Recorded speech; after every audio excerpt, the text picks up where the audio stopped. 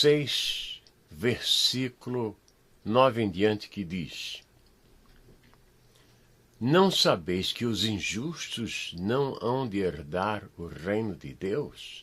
Não erreis, nem os devassos, nem os idólatras, nem os adúlteros, nem os efeminados, nem os sodomitas, nem os ladrões, nem os avarentos, nem os bêbados, nem os maldizentes, nem os roubadores herdarão o reino de Deus.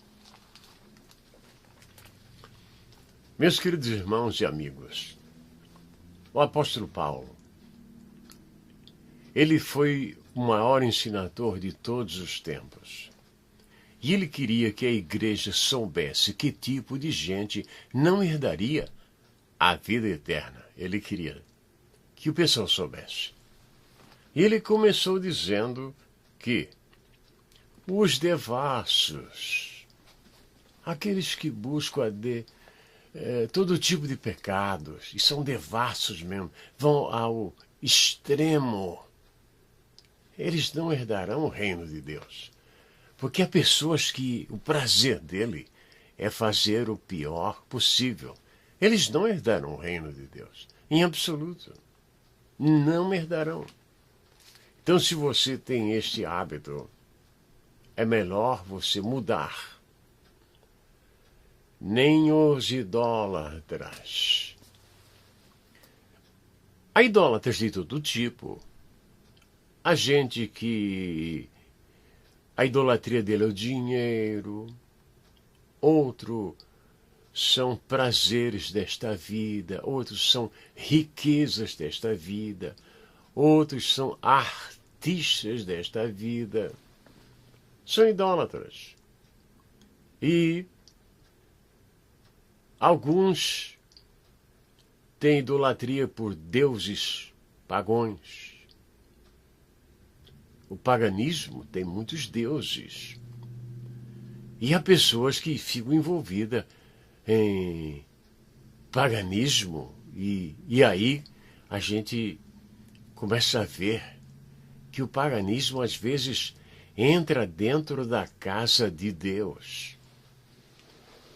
Vocês sabem, o Natal, eu gosto muito de ver o Natal, porque eu fui criado entre alemães, e os alemães são o povo que mais apoia o Natal. Mas eu, na minha casa, não faço árvore de Natal. No dia do Natal, eu não acendi nenhuma vela, nada. Se a pessoa quer fazer, muito bem.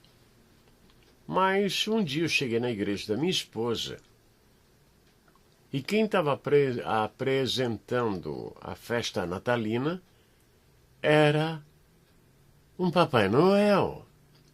Uma pessoa vestida de Papai Noel. Isso é paganismo. Isso não é uma coisa boa. Eu não vou lutar contra o Papai Noel. Não, eu não vou perder meu precioso tempo com isto.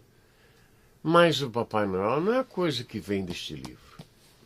Vem de outras culturas pagãs e coisas parecidas. Então, os idólatras não herdarão, nem os adúlteros. Há pessoas que têm um prazer de viver no adultério. Só buscam isso. E depois o que acontece são as piores coisas da vida. Doenças horríveis. São pessoas que têm um final de vida, em muitos casos, dos mais horríveis que se possa imaginar. Por quê? Porque são adúlteros. Adultério é, tecnicamente, abrir cadeado alheio com chave falsa. Tecnicamente. E uma certa vez eu até postei um comentário nesse sentido, e uma pessoa achou muito estranho eu falar isto. Ora, cada vez que você procurar sobre adultério, é adulterar, é mudar alguma coisa do seu estado original. Você entende? Adúlteros. Tudo que se adultera, se você mistura alguma coisa para vender e ter algum lucro, isso é adultério, está adulterando o produto. Então, os adultos não herdarão. E a palavra do Senhor avisa, e nós devemos seguir a palavra do Senhor. Depois diz, nem os efeminados. Nem os efeminados. E sodomitas também. Imaginem vocês. A Igreja Católica é a única igreja que se manifesta claramente com pureza sobre isto. Quer dizer, umas outras igrejas, uma aqui, outra ali, também diz alguma coisa. Mas a Igreja Católica, no Catecismo do Vaticano, página 566, diz que quem tem esta inclinação para o homossexualismo deve viver em castidade. Vocês entendem? O Catecismo da Igreja Católica não está mandando ninguém para o inferno. Ele está dizendo, está aconselhando a pessoa a viver em castidade. É como tem aquela pessoa que tem um instinto assassino dentro dele. Ele tem que viver de uma forma que controle isso, porque senão ele vai entrar em muitos problemas. Ou aquela pessoa que tem inclinação para o roubo. A mesma coisa. A mesma coisa. Então, indo para frente, nem os efeminados, nem os sodomitas. Os sodomitas, eles vêm da cidade de Sodoma e Gomorra, este nome vem de lá. E Deus destruiu a cidade porque as coisas lá estavam indo de mal a pior. E Deus destruiu a cidade de uma forma que mesmo a ciência admite que é verdade, que esta cidade existiu e foi destruída. Agora, eles estão voltando com isto. Com leis, agora são com leis. E em Sodoma passada também tinha leis. Se a pessoa não queria ser sodomita, ele tinha que pagar uma taxa. E se ele fosse encontrado sem pagar a taxa, segundo o que eu li, porque eu não vivi lá em Sodoma, né? Mas os escritos dizem que a pessoa era estuprada ali mesmo. E agora, isto vai se tornando uma coisa maior e maior e maior, a ponto de, olhem bem, eu fui informado que num país da Europa, vou declinar o nome, já foi aprovado que uma criança a partir dos 6 anos pode dizer assim, um menino, eu quero ser uma menina. Só um louco pode imaginar que uma criança de 6 anos sabe o que é uma mulher ou o que é ser um homem, na sua extensão da palavra. Só um louco. Se você chegar no médico e dizer, corte este dedo, o médico diz, por quê? Não, porque eu quero que corte. O corpo é meu, eu quero cortar esse dedo. O médico não vai cortar. Por quê? Porque não há necessidade.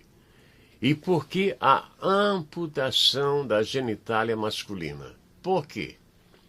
Para evitar o crescimento do ser humano sobre a Terra. É isto. E isto vem de onde? Até onde sei da ONU, né? Vocês entendem. Eu não sento lá na ONU e fico discutindo o assunto. Não. Eu só ouço o que vem de lá, né? Estão mandando no mundo e querem mandar aqui na América também. Mas os americanos não querem saber da ONU, não. Eles não querem saber. A ONU para eles não tem valor nenhum. Aqui, para o povo americano. E em muitos países a ONU passa despercebida.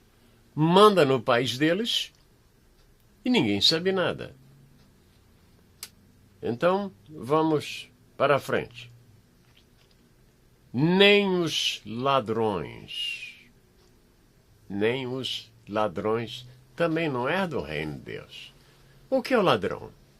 O ladrão é uma pessoa que não confia na capacidade dele de ganhar a vida. Ele não confia. Ele pensa que tudo que ele sabe, seja lá o que for, não dá para sustentar ele e a sua família, então ele tem que roubar. Ele não confia na habilidade dele. É uma fraqueza que a pessoa tem. Também não herda o reino de Deus. Indo mais para frente, nem os avarentos, os miseráveis. Se existe uma coisa que eu tenho dificuldade nesta vida, é de aceitar o miserável. Porque o miserável é aquele que tem alguma coisa, não é aquele que não tem nada. E eu conheço gente miserável. O miserável me faz rir. Conta-se, uma história que se conta no sul do Brasil, né? Que tinha um senhor que tinha muitos bens e ele não era brasileiro, né? E alguém perguntou para ele, sabendo que ele era miserável, né? Se este rio fosse de leite e esta montanha de polenta, você dava um pouquinho para mim? Ele disse, se me sobra, rio de leite e uma montanha de polenta, que é aquela mistura de água com fubá. Um alimento muito delicioso. Esse é o miserável. Não tem entendimento da coisa.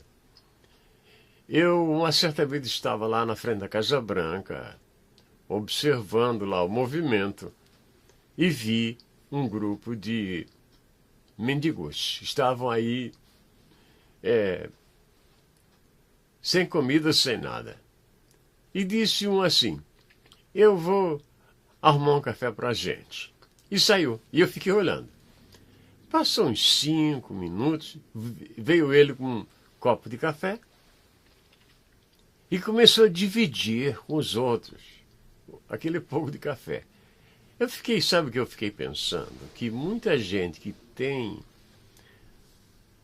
tem uma fábrica de café, que tem frotas de caminhão que carregam café, não dá uma xícara de café para ninguém. O miserável faz isso. O miserável, ele faz isso. E eu digo uma coisa para vocês. Do miserável eu só gosto de observar a pobreza dele e rir. Porque na minha mente não dá para conceber ser miserável. Porque nós enfrentamos, é o dia a dia. Nós não enfrentamos um ano em um dia. Então, os miseráveis também não herdam. Indo mais para frente. Nem os bêbados. Aqui na América, como em muitas partes do mundo, às vezes aparece uma pessoa bêbado.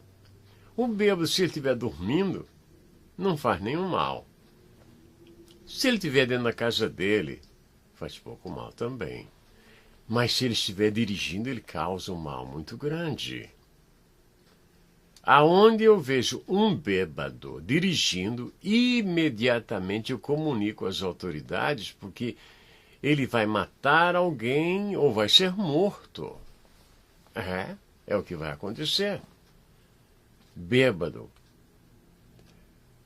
O bêbado não tem nada a ver com tomar vinho, porque a pessoa diz assim, não pode tomar vinho, não pode tomar vinho. Não. Não vos embriagueis com o vinho em que há contenda. Não vos embriagueis. O assunto é embriagar-se com bebidas. Os bêbados também não herdarão. Indo mais para frente, nem os maldizentes. O maldizente, ele criou um hábito que tudo ele xinga. Até sem necessidade ele xinga. Xinga sem parar. E esse tipo de gente, com esse comportamento, também não herda o reino de Deus. Você sabe, a pessoa que tem o hábito de xingar, ele pode até xingar no púlpito, né? Já houve casos de pregadores que xingaram no púlpito. E aí o que aconteceu? Teve um que estava pregando contra o diabo e xingou uma coisa muito, muito feia contra o diabo. Quando ele desceu do púlpito, já estava na punição. É, xingamento, né? Então, nem os roubadores também não herdam o reino de Deus. Os roubadores. Há muito tipo de roubo neste mundo. Há muito tipo. Por acaso, até eu tenho aqui uma carta que eu recebi. Esta carta eu recebi de uma corte americana. De uma presença que eu estive lá e eles disseram, para você começar esse processo, você tem que botar algum dinheiro. Eu pus $50 e me esqueci. Eu ganhei a causa e me esqueci e pedi o dinheiro de volta. Eles mandaram uma vez, a carta se perdeu, nós perdemos a carta aqui dentro de casa. Eles mandaram outra carta e disseram, se você não pedir o seu dinheiro de volta, nós vamos doar este dinheiro a alguma instituição. Vocês entendem? Aqui na América existe uma coisa que para mim é uma coisa muito linda. Se o governo te deve $1, ele te devolve. Se alguma coisa acontecer que for $1, $1,50, eles devolvem qualquer quantia. Não passa despercebido. Eles devolvem. Os roubadores, eles não herdarão. Agora nós estamos vivendo, em nossos dias, uma crise de púlpito. Tem crise de petróleo, tem crise de alimentos. Mas a pior crise é a crise do púlpito. Que a pessoa que está no púlpito, ao invés de ser um pregador do evangelho, ele torna-se um animador de auditório. Eu diria que há 60 anos atrás, apareceu o primeiro animador de auditório que eu conheci em toda a minha vida. Foi na cidade de Rio do Sul. O que é que ele fazia? Irmãos, nós vamos cantar um corinho aqui. Este lado aqui diz assim, glória a Deus, o lado dos homens. E o lado das irmãs, amém, amém. Aí cantava aqui, e aí... Mas eu era um menino ainda, eu já vi uma malandragem daquilo, uma esperteza. Era um animador de auditório. E eles foram crescendo. Olha, eu estou falando de 1958. Lá no ano que o Brasil ganhou a primeira Copa do Mundo. Eles já estão desde aquela época até hoje com esse negócio de animar auditório. E aí diz que é culto pentecostal. Não, mas isso é culto carnal, que a carne se manifesta. Não é nada de pentecostal, não. Eu posso me sentar na igreja, e a igreja não dá um aleluia nem um amém. Eu estou ouvindo. Estou ganhando com isto. E se eu for pregar, e a igreja não der nem um aleluia nem um amém, a mim não me importa, sabe por quê? Que a palavra é que está sendo ministrada. É a palavra que trabalha no coração do perdido pecador e não eu. E não os meus gritos, meus berros, meus socos no ar e pontapés. Não, não é isso. É a palavra. É a palavra que, ao ser pregada, ela faz efeito. O que adianta a pessoa falar e falar e a mensagem não ser transmitida que Jesus quer salvar o perdido pecador? Não tem valor nenhum. Não tem valor nenhum. Então, ao terminar este vídeo, eu quero dizer a todos vocês que estão em algum lugar deste mundo maravilhoso de nosso Deus, que o Senhor é juiz de toda a terra e que mesmo que você chorar num dia chuvoso, que as tuas lágrimas se misturem com a chuva, Deus enxugará dos teus olhos toda lágrima. Vamos orar. Nosso Deus é nosso Pai. Estamos pedindo a Ti, Senhor, pelos necessitados, pelos enfermos, por aqueles que sofrem, por aqueles que não têm trabalho, Senhor, por aqueles que não têm oportunidade, por aqueles, Senhor, que só a Tua misericórdia pode alcançá-los. Nesta oração, incluo todos os meus amigos, Senhor, todos aqueles que me ouvem através desse sistema tão maravilhoso. E também peço que Tu me ajudes, Senhor, a levar a Tua palavra adiante. Teu é o reino, o poder e a glória. Se você não entendeu nada do que eu disse, o que é muito difícil, eu quero que você saiba de uma coisa. Deus ama você. Amém e amém.